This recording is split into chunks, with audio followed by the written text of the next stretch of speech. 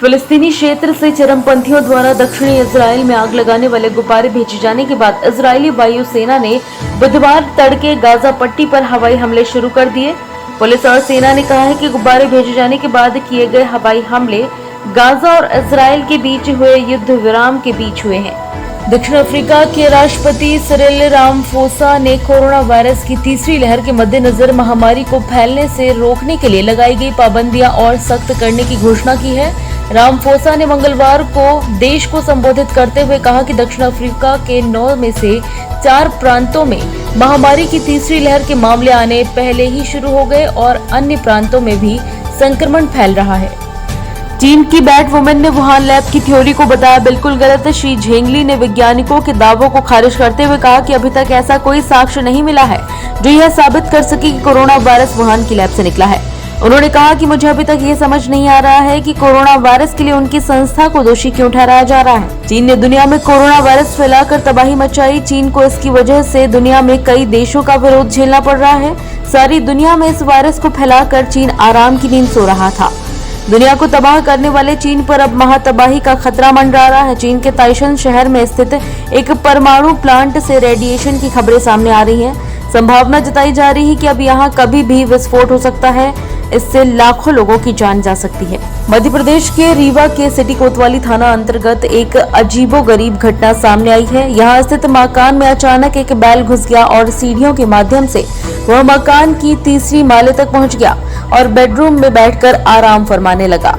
इसके बाद इस स्थिति को देखकर घर में रहने वाले लोग भयभीत हो गए और स्थानीय लोगों की मदद से घंटों मशक्कत के बाद बैल राजा को बाहर का रास्ता दिखाया गया।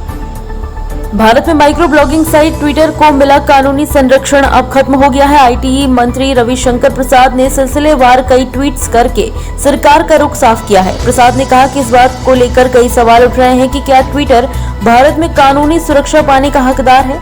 इस मामले का साधारण तथ्य यह है कि ट्विटर 26 मई से लागू हुए नए आईटी कानूनों का पालन करने में नाकाम रहा है।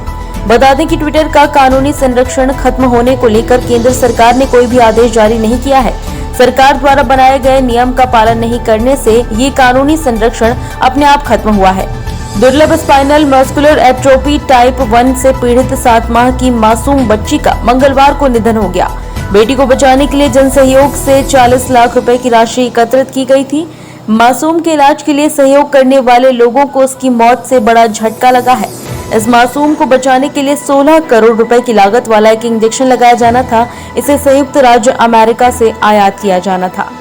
हिंदी फिल्म जगत ने एक महान कलाकार को खो दिया। लंबे समय तक फिल्मों में काम करने वाले एक्टर चंद्रशेखर वैद्य ने अपने मुंबई के अंधेरी स्थित आवास पर अंतिम सांस ली। हैदराबाद में जन्मे चंद्रशेखर लंबे समय से बीमार चल रहे थे। 98 साल के इस वेटरन एक्टर का आज सुबह 7:10 पर निधन हो गया। शिखर धवन की अगुवाई वाली भारत की सीमित ओवरों की टीम के सदस्य मुंबई पहुंच गए हैं। यहां भारतीय क्रिकेट टीम को 2 हफ्ते पृथकवास में रहना होगा। टीम के सदस्य 28 जून तक पृथकवास में रहेंगे। इस दौरान हर दूसरे दिन उनका RT-PCR परीक्षण होगा। 6 परीक्षण पूरे होने के बाद टीम श्रीलंका के खिलाफ 13 जुलाई से शुरू हो रही 6 मैचों की सीरीज के लिए कोलंबो रवाना होगी। आज बुधवार को शेयर बाजार की शुरुआत सपाट रही। BSE का संवेदी सूचकांक सेंसेक्स 27.2 अंक यानी 0.05% बढ़त के साथ 52,800.25 पर कारोबार कर रहा है।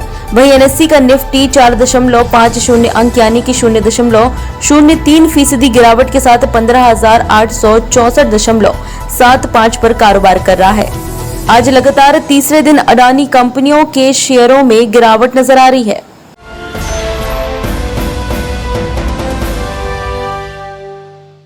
ताज़ा खबरों के लिए सब्सक्राइब करें JSR टाइम्स और साथ ही नोटिफिकेशन पाने के लिए बेल आइकन को दबाएं।